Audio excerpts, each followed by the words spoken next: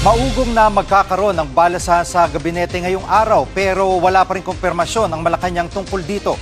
Live mula rin sa TV5 Media Center, nangunguna sa balita si News 5 Palace correspondent Maricel Ali. Maricel, may public event si PBBM kanina, may nabanggit ba tungkol sa isyong ito?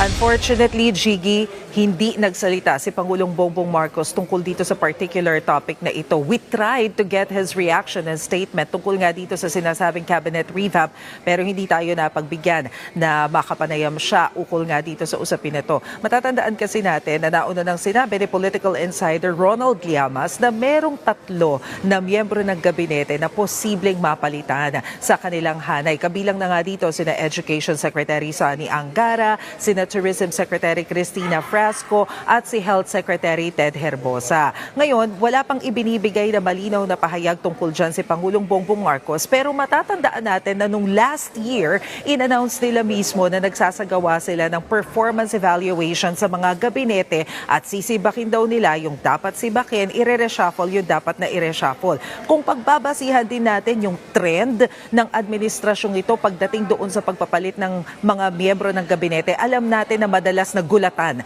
yung kanilang pagpapalit. Matatandaan natin yung kaso, for example, ni dating Executive Secretary Lucas Bersamin na matapos sabihin na mananatili siya sa pwesto, mga sumunod na araw, bigla na siyang napalitan. Naging CES Ralph Recto na. Ganon din yung nangyari kay dating DPWH Secretary Manuel Bunoan. After niyang maglabas ng statement na mananatili siya doon sa ahensya, later on bigla rin siyang nawala sa pwesto. Gulatan din yung nangyari na pagpapalit kay BIR Commissioner Lumagi. So nakikita natin na hindi na bago sa administrasyong ito yung mga biglaang pagbabalit ng gabinete. Bagamat gusto ko ring bigyang diin na dun sa pinakahuling press briefing ng Malacanang, nito lang linggong ito, sinabi ni Palace Press Officer Undersecretary Claire Castro na for now, wala silang update, wala silang naririnig na anumang information about sa possible cabinet revamp. Jiggy. At Maricel, si DepEd Secretary Sonny Angara ang isa sa mga napapabalitang aalisin na. Ano ang pahayag niya tungkol dito? Nakausap natin siya tungkol dyan.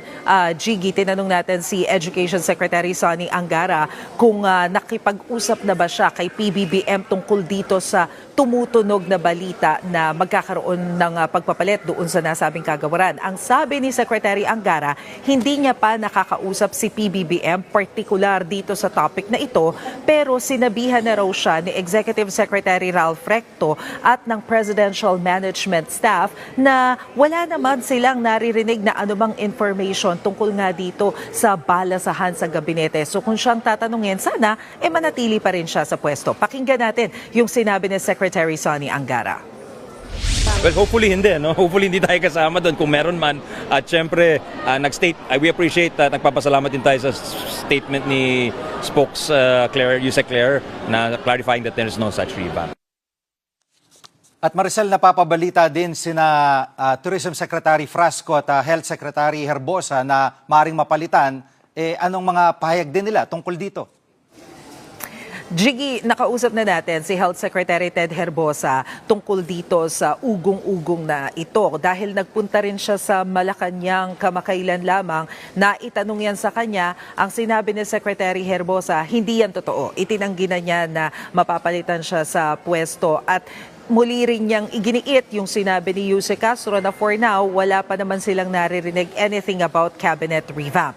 Patungkol naman kay Secretary Frasco, wala pa tayong nakukuha na direktang statement mula kay Secretary Frasco. Pero kahapon, tinanong si Yusek Castro through a Viber message kung totoo ba yung mga balita na mapapalitan na siya ng isang dating executive ng isang airline. Ang sagot lamang dito ni Yusek Castro, quote-unquote, negative. So yan yung denial na ibinigay ni Yusek Castro patungkol doon sa pagpapalit sa pwesto sa Tourism Secretary. Pero maidagdag ko na rin, Jiggy, si Secretary Sonny Angara, kasama rin kasi siya ni President Bongbong Marcos kaninang umaga. 2 magkasunod na event ito sa Quezon City na magkasama silang dalawa. Yan yung una, yung sa Quezon City Science High School kung saan nilaunch ng DepEd itong programa nila ng Artificial Intelligence para maisama nga sa basic education. At pangalawa, nagpunta rin sila pareho sa San Francisco National High School para inspeksyonin naman yung mga building na nasunog dyan last year